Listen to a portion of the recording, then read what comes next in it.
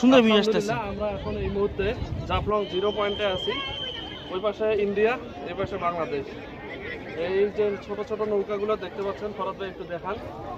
এই নৌকাগুলোতে সব ইন্ডিয়ার পর্যটক, তো ওনারা ছোট ছোট নৌকা দিয়ে, আসলে ইন্ডিয়া মানুষের মন ছোট, তো ছোট ছোট নৌকা ইউজ করে, বেশি বড় নৌকা ইউজ করলে ছোট না আসলে আসলে সিস্টেম প্রায় ছোট নৌকা, ছোট লগিয়া। আচ্ছা, আর ওইদিকে ওই যে ঝুলন্ত ব্রিজ, ভাই ঝুলন্ত ব্রিজটা একটু দেখান। আমরা একদম 0 পয়েন্টে আসছিলাম। ওইদিকে ওইটা বিজিবির ক্যাম্প না,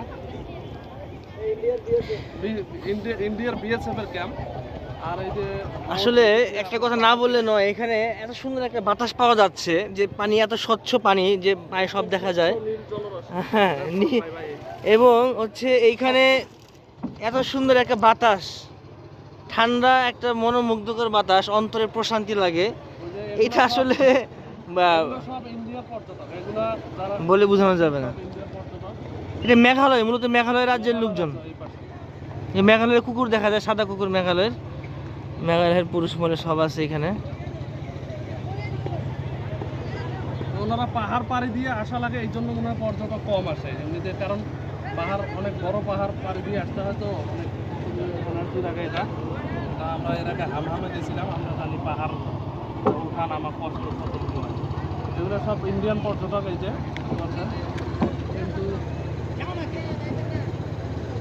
বাংলাদেশ না ইন্ডিয়ান? বাংলাদেশ, অবশ্যই বাংলাদেশ। ইন্ডিয়ান না, বাংলাদেশ। বাংলাদেশ না। ধরেন ধরেন না, আপনি নিজে নিজে ভাই কিছু বলবেন, আপনার অনুভূতি কিরকম? ও সেই লাগতেছে ভাই, সেই লাগতেছে। আপনার বলেন, কিছু কিছু বলেন, সেই লাগতেছে কিন্তু। ওয়াও, অসাধারণ পানির যে শব্দ, অসাধারণ শব্দটা আলহামদুলিল্লাহ খুবই সুন্দর। সূর্য আস্তে আস্তে অস্তমিত হচ্ছে। আমরা নৌকা দিয়ে যাচ্ছি ওই পারে, ওখানে আমাদের বাইক রেখে আসছি। ওখান থেকে আমরা রওনা দিব আবার জৈন্তাপুরের উদ্দেশ্যে। যেতে পারবো, যেতে যেতে হয়তো সন্ধ্যা হয়ে যাবে। তো আজকে এ পর্যন্তই, আমরা এখান থেকে শেষ করব ইনশাল্লাহ। তারপর আমরা রওনা দিব সিলেটের উদ্দেশ্যে। পান্তুমুই ঝর্ণা।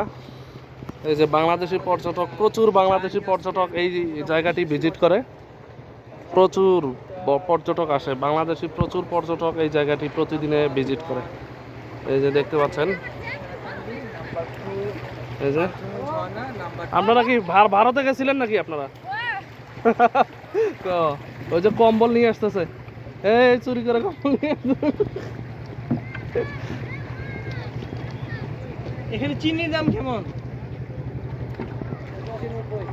বাংলা টাকায়? বাংলাদেশের 120 টাকা কেজি। 120 টাকা।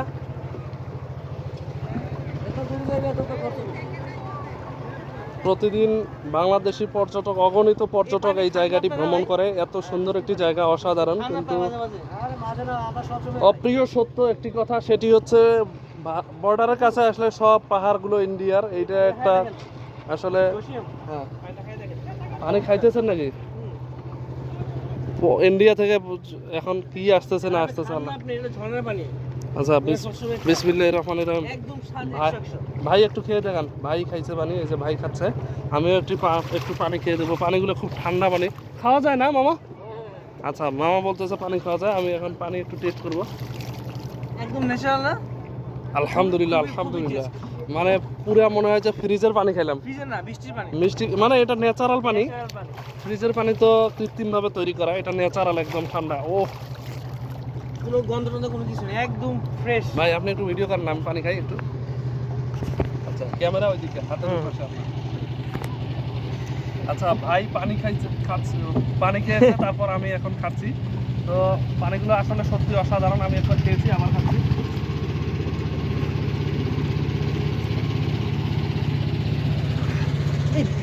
অনেক পানি খেয়েছি, বোতল, একটু পানি হয় না বোতল? আলহামদুলিল্লাহ। এত পানি হয় না।